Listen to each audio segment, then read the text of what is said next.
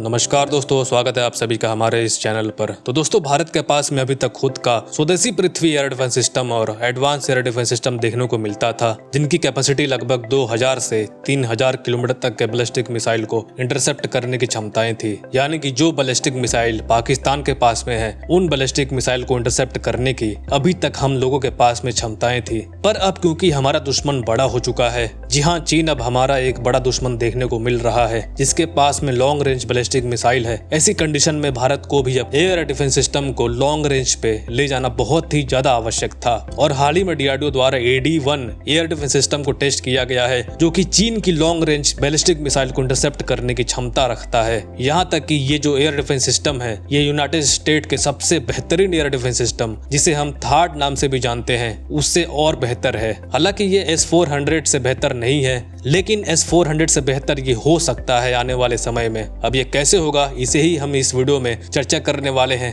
But उसके पहले आप लोग इस चैनल को सब्सक्राइब करके हमें सपोर्ट दिखाइए और इस वीडियो को एक छोटा सा लाइक भी जरूर कर लीजिए। तो आइए दोस्तों, आप समझने का प्रयास करते हैं इस एयर डिफेंस सिस्टम को। पर क्योंकि ये air defence system ballistic missile को इंटरसेप्ट करने के लिए है, तो पहले हम समझते हैं मिसाइल की ट्रैजेक्टरी किस तरीके से काम करती है। तो जब भी बैलिस्टिक मिसाइल को लॉन्च किया जाता है, तो ये 3 अलग अलग रेंज में देखने को मिलती है। पहला स्टेज होता है बूस्ट फेज, जहां पर बैलिस्टिक मिसाइल लॉन्च होती है। लॉन्च होने के बाद ये धरती के एटमॉस्फेयर के बाहर चली जाती है, यानी कि स्पेस में चली जाती है। और स्पेस में जाने के बाद इसका मिड कोर्स फेज शुरू हो जाता है, जहां पर बैलिस्टिक मिसाइल थोड़ा स्लो ट्रैवल करती है। और जैसे ही ये टारगेट के आसपास आती है, ये वापस से एटमॉस्फेयर के अंदर एंटर करके टारगेट को हिट करती है। और इस फेज को कहा जाता है री एंट्री फेज। अब अगर बैलिस्टिक मिसाइल को इंटरसेप्ट करना है, तो हमारे पास 2 जगह है, एक तो मिड कोर्स फेज और दूसरा है re entry phase. Mid course phase के अंदर हम बैलिस्टिक मिसाइल को आसानी से इंटरसेप्ट कर सकते हैं, क्योंकि यहाँ पर बैलिस्टिक मिसाइल स्लो ट्रैवल करती है,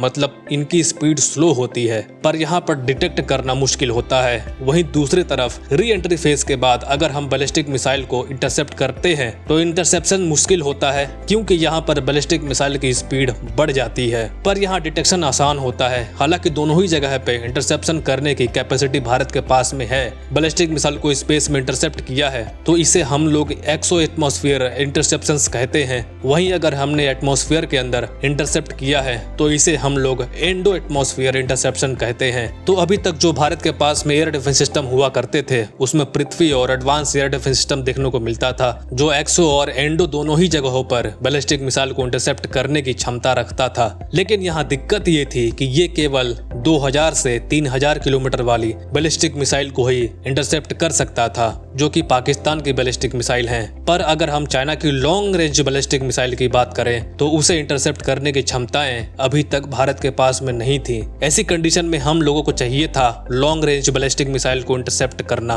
अब इसीलिए हम लोगों ने इंडिया का ballistic missile defence system phase 2 चलाया, जिसके अंदर AD-1 ballistic missile air defence system को हम लोगों ने डेवलप किया है, जिसकी क्षमता लगभग 5000 किलोमीटर तक की रेंज वाली बैलिस्टिक मिसाइल को इंटरसेप्ट करने की है। अब यहाँ पर ध्यान से देखना, अभी तक जो हमारे एयर डिफेंस सिस्टम हुआ करते थे, उनकी कैपेसिटी कम थी, तो जाहिर सी बात है इस समय पर जो रडार यूज होता था, वो लगभग 600 किलोमीटर तक की रेंज वाले ही रडार हम यूज करते थे। पर क्योंकि अब हमारे पास में एक नया एयर डिफेंस सिस्टम है, तो इसकी कैपेसिटी अच्छी है। और कैपेसिटी अच्छी होने की वजह क्या हो सकती है, जाहिर सी बात है रडार का अच्छा होना। तो अब हम लोग जो रडार का प्रयोग कर रहे हैं, वो लगभग 1500 किलोमीटर रेंज वाले रडार का प्रयोग किया जा रहा है, जो ज्यादा सेंसिटिव भी है, जिसके कारण से हम लोग हाई स्पीड वाली बैलिस्टिक मिसाइल को भी इंटरसेप्ट कर सकते हैं। मतलब कि मैक 6 से मैक 7 तक की जो बैलिस्टिक मिसाइल होती हैं, हाइपरसोनिक बैलिस्टिक मिसाइल होती हैं, उन्हें इंटरसेप्ट यानी बर्बाद करने की ये भारत का नया एयर डिफेंस सिस्टम AD-1 अपना दमखम रखता है।